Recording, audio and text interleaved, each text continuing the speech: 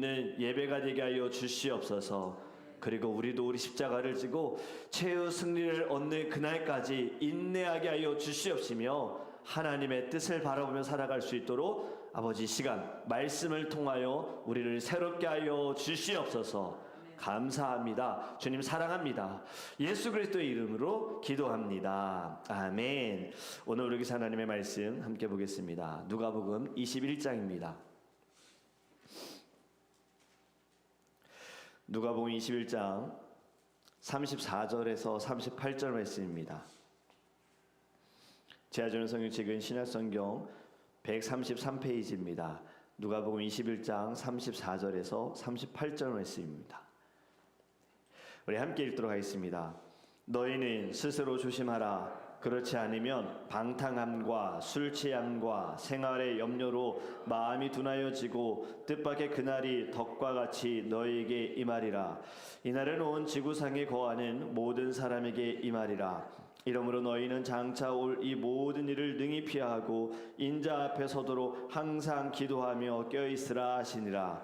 예수께서 낮에는 성전에서 가르치시고 밤에는 나가 감람원이라 하는 산에서 쉬시니 모든 백성이 그 말씀을 들으려고 이른 아침에 성전에 나아가더라. 아멘. 아멘. 할렐루야. 오늘 말씀을 통해서 우리 안에 십자가의 보혈이 넘쳐나기를 주님의 이름 축복합니다. 여러분, 사람들은 알고도 준비하지 않을 때에 문제가 발생합니다. 우리 지난 수요 성경 공부 때에 사사기에 대한 말씀을 나누면서 미루는 죄에 대한 이야기를 나눴었지요. 사람은 해야 할 일이 있음에도 불구하고 주어진 시간에 정해진 시간에 그것을 해야 함에도 불구하고 그 일을 하지 않다가 막바지에 다다라서 급하게 일을 처리하는 경우들이 있습니다. 저도 어릴 때 초등학생 때 학교에서 방학이 되어지면 방학 숙제를 주잖아요. 방학 내내 놀다가 이제 학교를 가기 전, 개학하기 전에 일주일 전에 일기를 몰아서 썼던 그때가 생각이 나더라고요. 가족들을 총동원해서 이때 뭐 했지 기억을 되살려가면서 밀렸던 일기를 막 했던 그때를 생각해 보니 나도 정해진 시간 안에 끝내야 할 것이 있는데 그것을 하지 않고 막바지에 다가가 정말 손가락이 아파가면서 써가면서 주님 도와주세요 해가지고 결국에는 그 숙제를 끝냈던 때가 생각이 납니다. 사람들은 정말 그 시기가 다가올 때, 어려울 때, 내가 하기 힘든 순간에 하나님을 찾지요. 그리고 하나님의 도움으로 잘 마무리가 됐습니다. 그럼 이제 정신을 차리고 다음에는 이러한 일이 반복되지 말아야 하는데 그 다음 방학 때도 똑같이 놀다 막바지에 가서 일을 처리합니다. 여러분, 하나님의 자녀들은요, 날마다 깨어 있어야 합니다. 그런데 세상은 우리를 깨어 있지 못하도록 만드는 거예요. 그냥 지금이 좋으니, 지금만 중요하니 앞으로를 생각하지 말고 미래를 바라보지 말고 지금을 위해서 살아가라라고 우리를 현혹해 합니다. 세상이 주장하는 것이 무엇입니까? 지금을 즐겨라요. 카르페 디엠인가요? 이런 말 있잖아요. 오늘의 열심을 다해서 오늘을 즐겨라. 앞으로의 올 일에 대해서 그렇게 생각하지 말아라. 준비하지 말아라. 그러다 보니 요즘 젊은 사람들은요, 미래를 준비하기보다는 그냥 오늘 하루 내 만족을 위해서 살아가는 일들이 많습니다. 그런데 이러한 모습들이 우리 크리스찬들에게 영적으로 둔감하게 만들어 가고 있다는 거예요. 여러분, 오늘 본문에 보면 예수님께서 이제 마지막 시기가 다가오면서 종말에 대한 말씀을 좀 많이 하십니다. 오늘도 종말에 대해서 이렇게 말씀하십니다. 34절에 너희는 스스로 조심하라 라고 말씀하고 있어요. 우리가 돌다리를 건널 때에도 두드려보고 건너라는 말이 있잖아요. 돌다리를 믿고 건너가다가 넘어질 수 있으니 내가 조심해야 된다. 이 돌다리가 밟아도 되는지 안전한지 아니면 그 표면이 미끄럽지 않은지 내가 조심해야 된다는 거잖아요. 영적으로도 마찬가지입니다. 조심하여라. 스스로 조심하여라. 왜 조심해야 합니까? 그것을 또 본문은 세 가지 위험을 이야기합니다. 방탕하게 될 것이다. 여러분, 방탕함은 질서가 없다라는 거예요. 삶의 의미가 없는 겁니다. 방탕이란 이 단어 최근에 우리 너무 많이 들어보지 않았습니까? 주일 설교 때 탕자의 말씀, 허랑방탕하게 살다가 모두 다 잃어버렸어요. 아버지에게 받은 유산 다 잃어버렸어요. 돈이 있을 때 곁에 있던 친구들도 다 잃어버렸어요. 먹을 것도 잃어버렸어요. 다 없어져 버렸어요. 방탕하게 살다가 스스로 조심하지 않게 되면 다 잃게 되는 겁니다. 전부라고 여겼던 것, 최고라고 생각했던 것들, 내 삶에 이것이 전부 최고 다 한순간에 사라지고 등을 돌리고 배신하게 되어지는 것. 그리고 스스로 조심하지 않으면 술 취하게 된다 그래요. 여러분, 술에 대한 질문을 받을 때가 있습니다. 술을 마셔야 합니까? 마시지 말아야 합니까? 대개 이런 질문을 하는 분들은 술을 마시는 분들이 질문을 많이 하세요. 왜냐하면 술을 마시는 것에 있어서 죄책감을 좀 덜고자 저에게 확인을 받기 위한 것인데, 성경에 보면은 술 취하지 말라라는 말씀이 여러 곳에서 있습니다. 술 취한다라는 것은 술에 빠져 있는 것이고 술이 전부가 되는 것이고 술 중독자가 되어지는 것이죠. 그리고 술 취하게 된다는 것은 결국엔 그 술 마심은 누구를 위한 것입니까? 자기의 만족을 위한 거지요.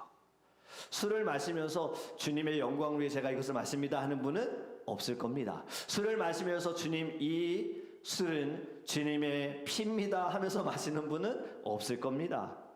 대부분 다 내 만족, 세상적인 이 쾌락에 빠지게 되어지면서 술 취한 자는 하나님은 전혀 생각하지 않게 되어지고 하나님과 그 순간에는 멀어지게 되어지지요.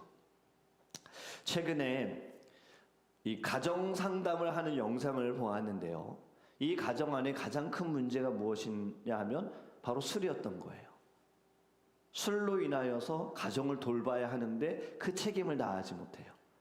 술을 마시지 않으면 참 좋은 사람이에요. 정말 좋은 남편이에요. 좋은 아빠인데 술을 마시는 순간 자기를 컨트롤하지 못해서 입에서는 늘 욕이 나오고 부정적인 이야기가 나오고 행동조차도 굉장히 폭력적으로 나오는 모습을 보게 됐어요. 아직도 이러한 일들이 있구나. 왜냐면 저도 어릴 때 저희 가까운 친척분 중에 한 분이 술만 마시면 그렇게 저희 집에 와서 그 술에 대한 행동, 자기를 컨트롤하지 못하니까 뭐 가끔은 저희들에게 용돈을 주실 때도 있어요. 어린 저희들에게 돈 받는 건 좋은데 술 깨지면 또 뺏어가시고 그리고 또 부모님들 주무셔야 되는데 내일 새벽 예배 가셔야 되는데 막 문을 크게 들이죠. 어릴 때 이 기억이 있어요. 술 취하신 분의 그 행동들이. 여러분, 바로 스스로 조심하지 않게 되어지면 세상의 쾌락과 세상의 유혹에 빠지게 되어지고 그것이 나도 죽이지만 다른 사람들도 어렵게 한다라는 겁니다. 그리고 세 번째는 또 무엇이냐? 세상의 염려가 온다라는 겁니다. 살아가는 이 모든 삶의 생계, 물질, 미래에 대해서 걱정과 근심을 갖게 된다는 거죠. 사실 우리는 살아가면서 누구나 이러한 고민 다 하지 않습니까? 걱정할 수 있고 염려할 수 있죠. 그런데 왜 이것이 스스로 조심하지 않으면 염려 가운데 있는가? 성경은 무엇이라고 말씀하고 있습니까? 무엇을 먹을까? 무엇을 마실까? 무엇을 입을까? 염려하지 말아라. 하늘의 아버지 하나님께서 우리들에게 필요한 모든 것을 공급해 주신다라고 말씀하셨습니다. 그렇기 때문에 염려와 걱정이라는 것은 우리 안에 무엇이 없는 것일까요? 믿음이 없는 것입니다. 하나님의 말씀을 듣지 못하고 이것을 내가 따르지 못한다는 거지요. 그렇기 때문에 스스로 조심하지 않게 되어지는 것은 내 안에 믿음이 사라지는 것이다. 그리고 하나님이 주시는 것에 이미 충분히 받고 있고 누리고 있음에 만족하지 못한다라는 것을 가르쳐주고 있습니다. 정리해서 보면요, 세상의 사람들은 여러 주의에 빠지게 되지만 오늘 본문에 보면 가장 많이 빠지는 것이 방탕함과 술 취함에 자신을 위한 쾌락주의에 빠지게 되어지고 세상의 염려와 걱정과 근심으로 인하여서 염려주의라는 것에 빠지게 된다는 겁니다. 저와 여러분은 어디에 속해져 있습니까? 여러분, 성도는 삶의 기준이 세상에 있어야 하는 것이 아니라 우리는 말씀에 있어야 할 줄 믿습니다. 그렇기 때문에 말씀을 통하여 깨닫는 은혜가 우리 안에 넘쳐날 때에 죄는 멈추게 되어지고 우리의 방향을 바꿔서 하나님께 나아가 십자가 앞에 엎드리게 될 줄 믿습니다. 오늘 말씀은 바로 종말 때의 말씀인 거예요. 그래서 이렇게 말씀하시죠. 그날이 덫과 같이 너희에게 임하리라. 그날이 어느 때에 너희 순간에 너희들에게 임할 것이다. 여러분, 이것은 개인적인 죽음이 아닙니다. 바로 심판의 날을 말씀하고 있습니다. 사람들이 궁금해하는 미래에 대한 이야기 성경에 다 기록되어 있습니다. 언제인지는 알 수는 없지만 여러분, 우리는요 매일매일 마지막을 준비하는 삶을 살아야 하는 것입니다.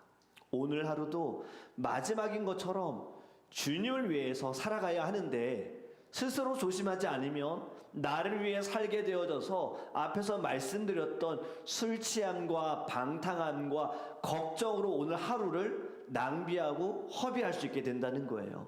그 순간 주님이 오시게 되어지면 어떨까요?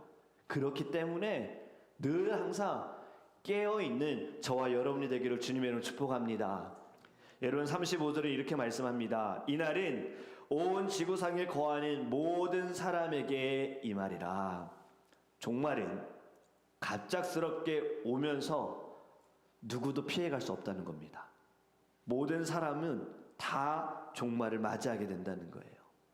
심판의 그날은 구름 타고 올라가신 예수님께서 그대로 구름 타고 내려오실 것입니다. 태양으로 생각을 한다면 미국에서 태양이 보일 때는 한국에서는 태양이 보이지 않겠지요. 시차가 그것 때문에도 다르지 않습니까? 그런데 주님이 오시는 것은 태양과 다릅니다. 주님이 오시는 그때에는 어느 나라에 있든 어느 지역에 있든 모두가 함께 하늘로부터 내려오시는 주님을 보게 될 것이고, 하나님의 그 나팔 소리가 모두에게 들리게 될 것입니다. 바로 그렇게 주님은 갑작스럽게 임하게 된다는 거예요. 그날을 준비하기 우리가 무엇을 하는가? 바로 36절에 가르쳐주고 있습니다. 이러므로 너희는 장차 올 이 모든 일을 능히 피하고 인자 앞에 서도록 항상 기도하며 깨어 있으라 하시니라. 아멘. 항상 기도하며 깨어 있어라. 이것을 반대로 말하면 어떨까요? 기도하는 사람은 깨어 있는 사람입니다. 기도하는 사람은 예수님을 맞이할 준비가 되어 있는 사람입니다. 기도하는 사람은 시대를 분별하고 죄를 깨닫고 말씀대로 살아가며 다시 오실 신랑 되신 예수님을 기다리고 있는 사람인 거예요. 세례교육 때 기도에 대한 말씀을 공부했습니다. 질문을 제가 했어요. 하루에 몇 번을 기도합니까? 모두의 답은 달랐습니다. 2번 기도한다라고 이야기하는 학생도 있었어요. 자고 일어나서 기도하고 식사할 때 기도한다. 하루에 너 그럼 한 끼 먹니? 아니요, 3번 먹는데 3번 중에 딱 한 번만 합니다 라고 이야기하더라고요. 어떤 학생은 5번 기도한다 그럽니다. 아침에 일어나서 기도하고, 새끼 먹을 때 기도하고, 잠자기 전에 기도하고. 여러분들 하루에 몇 번을 기도하십니까? 여러분, 기도가 무엇입니까? 하나님과 대화라고 하잖아요.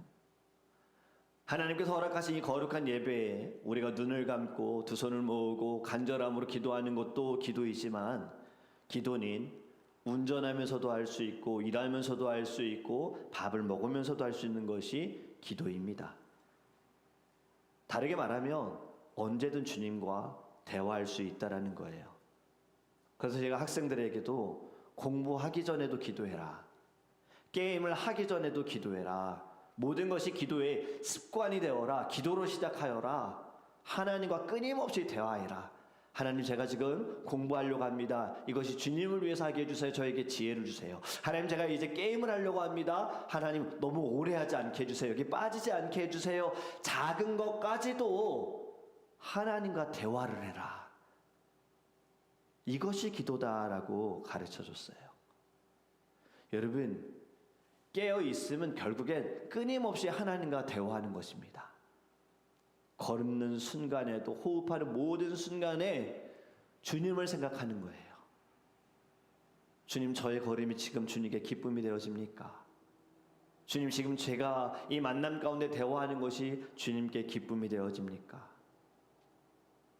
어제 저녁에도 청년 2명과 함께 제가 식사 교제 나누면서 그들하고 함께 카페에 가서 앉아서 복음을 전했어요. 아직 세례를 받지 않은 청년이 또 한 명 있기 때문에 꼭 세례를 받아야 된다는 것을 가르쳐 주면서 예수님에 대해서 가르쳐 줬어요. 그림 1대1, 1과 2과 내용을 가르쳐 준 거예요. 하나님이 세상을 만드실 때는 모든 것이 다 좋았는데 이것이 왜 안 좋아졌는가? 죄 때문이다. 우리의 삶에 왜 어려움이 찾아오는가? 죄 때문이다. 그런데 우리는 아직도 이 죄를 끊지 못한다. 이 죄를 끊을 수 있는 능력을 하나님이 주셨는데 끊을 생각조차 하지 않는다. 이 말씀을 계속 같이 나눴습니다. 그들의 마음에 또 사실은 좀 영어가 또 더 편한 친구가 있는데도 하나님은 만져주실 거라 믿거든요. 하나님께서는 우리의 모든 영혼을 그 함께 대화를 나눈 순간에 하나님이 그 마음에 하나님의 은혜를 부어주실 거라 믿거든요. 그리고 마지막에 물어봤어요. 무엇이 좀 고민이 되느냐? 지금 어떤 것이 힘드느냐? 그 세례를 받은 다른 청년은요, 3년 전에 이미 자신의 삶에 예수님 때문에 너무 기뻤던 경험을 했었다 그러더라고요. 운전을 하고 가면서도 하늘을 보면서 주님 너무 감사합니다. 너무 기쁩니다. 그런데 지금은 그 마음이 너무 없다는 거예요. 이것이 고민이 된대요. 어떻게 해야 되는지 모르겠다고. 그래서 오늘 만남을 하나님 허락하신 것 같다고 제가 얘기를 했어요. 오늘의 대화를 통해서 어떻게 살아가는지 그 삶이 궁금하기도 했지만 만남을 두고 기도할 때 하나님께서 이 카페에서 왜 복음을 전하게 하셨는가? 이미 매주 앉아서 예배 잘 드리고 있는 청년들에게 왜 하나님은 이 복음을 말씀을 증거하게 하셨는가? 하나님의 뜻이 있을 것이다 라는 이야기를 나눴습니다. 여러분, 깨어있는 사람은요, 하나님과 늘 가까이 있습니다. 그런데 우리의 세상의 바쁨과 우리의 시선이 잠시 다른 곳으로 돌아가는 순간에 우리가 깨어 있어야 한다라는 생각조차도 무뎌지게 된다라는 거죠. 그렇게 우리는 매일매일 말씀을 묵상하고 기도하고 예배하면서 나의 모든 삶이 어쩌면 오늘이 마지막, 어쩌면 주님 곧 오실 것이다라는 당장 지금이라도 오실 수 있다라는 이 마음을 가지고 우리 깨어있기를 주님으로 축복합니다. 여러분, 깨어있는 사람은 신앙의 태도가 다릅니다. 그것이 37절과 38절의 말씀인데요. 예수님께서 낮에는 성전에서 가르치시고 밤에는 감람원이라는 산에서 쉬셨다고 하시면서 38절에 모든 백성이 그 말씀을 들으려고 이른 아침에 성전으로 나아가더라. 여러분, 깨어있는 사람은 사모하게 됩니다. 갈망하고요, 갈급하고요, 더 듣고자 하는 거예요. 여러분, 소식을 들으셨는지 모르겠지만 이번 주에 우리 트레이더 조스라는 이제 그 마트에서 백을 판매를 해요. 작년에도 이 백 때문에 트레이더 조스 그게 다 그냥 금방 품절이 돼버리는 거예요. 또 유행이 됐어요. 사람들이 이것을 가지고 있으면 뭐 이것이 또 편하고 예쁘니까 이것을 사려고 사람들이 굉장히 원했거든요. 그러다가 이번 주에 이것을 또 판다고 뉴스가 나가면서 사람들이 오픈하기 2시간 전부터 건물 바깥에서 줄 서서 기다리고 있는 겁니다. 그리고 오픈을 했을 때는 한 사람당 딱 4개씩밖에 사지 못하도록 리밋을 정해놨어요. 하나당 그렇게 비싸지도 않습니다. 299, 3불 정도 되는 거예요. 이것을 이제 사서 자기가 쓰려는 사람도 있고 선물하려는 사람도 있지만 어떤 사람들이 이것을 사가지고 이제 재테크처럼 온라인에다가 30불로 팔아도 이미 많이 얻는 거잖아요. 그 모습을 보면서 교회 주변에도 사람들이 이렇게 기다렸으면 좋겠다. 예배를 드리고 말씀을 사모하는 마음으로 인해서 교회 문이 잠겨 있다 하더라도 바깥에서 좀 이렇게 기다리는 것이 교회에도 나타나면 얼마나 좋을까라는 생각이 들었어요. 여러분, 말씀을 이렇게 들어야 하지 않을까요? 말씀을 듣고자 하는 사람들 언제나 예배 자리에 올 것입니다. 어떤 상황이 상관이 없는 거예요. 그냥 어떻게든 나는 지금 이 순간 이 시간 주님의 말씀을 들어야 되고 주님께 기도해야 되고 부르짖어야겠다라는 이 간절함이 있으면 뭐 그 사람들처럼 하지 않을까요? 여러분, 사도행전에서 빌립 집사가 복음을 전할 때 많은 사람들이 주께로 돌아오는 능력들을, 또 귀한 역사들이 일어났습니다.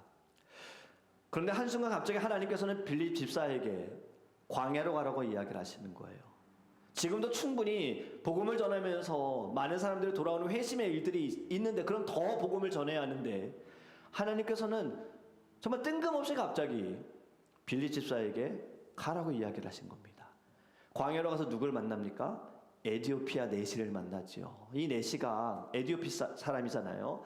예루살렘에 와서 예배를 드리고 돌아가는 길에 이사야 말씀을 읽는 가운데 그의 마음에 궁금함이 있을 때 빌립 집사를 하나님이 보내셔서 그와 함께 동행하면서 빌립 집사가 해석해 주게 되어지고, 그가 말씀의 은혜를 받게 되어지고 세례를 받는 역사가 일어납니다. 한 사람을 위하여 하나님께서는 사역자를 갑자기 이동케 하셨다라는 거지요. 여러분, 사모하는 자에게는 하나님께서 더 놀라운 은혜와 기적과 역사를 보여주실 줄 믿습니다. 그렇다면 우리는, 나는 말씀을 통하여 늘 깨어 있는가? 나는 무엇에 붙잡혀 살아가고 있는가? 지금 이 순간 나는 어디에 나의 마음이 있는가? 우리 돌아보기를 간절히 원합니다. 그리고 나는 기도로 내 영혼이 준비되어서 삶의 자리에서도 늘 말씀과 기도로 깨어있기를 우리 주님께 간구하기를 원합니다. 다시 오실 주님을 기다리는 사람으로서요, 오늘 깨어있어야 합니다. 내일 깨어있자 늦습니다. 오늘이어야 됩니다. 지금 이 순간이어야 합니다. 그것이 하나님께서 오늘 이 말씀을 우리에게 주신 이유일 거예요. 이제 우리는 다음 주부터는 고난주간 특별 저녁 예배로 드립니다. 주제가 십자가에 대한 말씀이에요.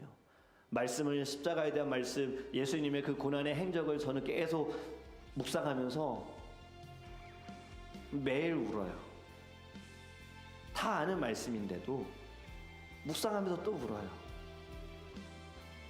가룟 유다의 배신, 유월절을 준비하는데 가룟 유다에게는 사단이 들어갔다라는 이 말씀을 보면서, 우리에게도 어느 순간에 사단이 이렇게 들어올 수 있는 거구나. 유다는 주님 곁에 있었습니다. 3년이라는 시간 동안 말씀도 제일 많이 들었습니다. 기적도 가까이 보았습니다.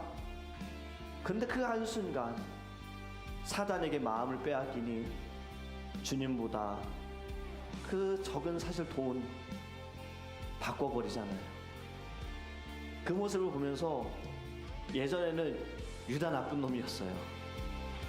근데 이번에 묵상하면서 나는 무엇과 주님을 바꿨었지라는 생각이 들더라고요.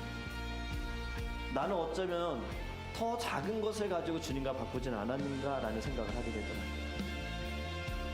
여러분, 우리가 깨어있지 않으면 사단은요, 어느 순간 우리의 마음을 흔들어 놓고 어느 순간 우리 가운데 들어와서 우리를 악하게 이용할지 모릅니다. 그렇기 때문에 우리는 매일매일 우리 이렇게 기도해야 합니다. 하나님, 깨어있게 하여 주시고, 말씀을 들을 때 하나님 내 마음이 주님 깨어하게 하여 주시고, 하나님 깨어있음을 통하여서 사단에게 이용당하지 않게 해주세요. 저는 주님께만 쓰임받기를 원합니다. 그리고 마지막 때 주님 오시는 그날까지, 그때에도 주님 깨어있는 하나님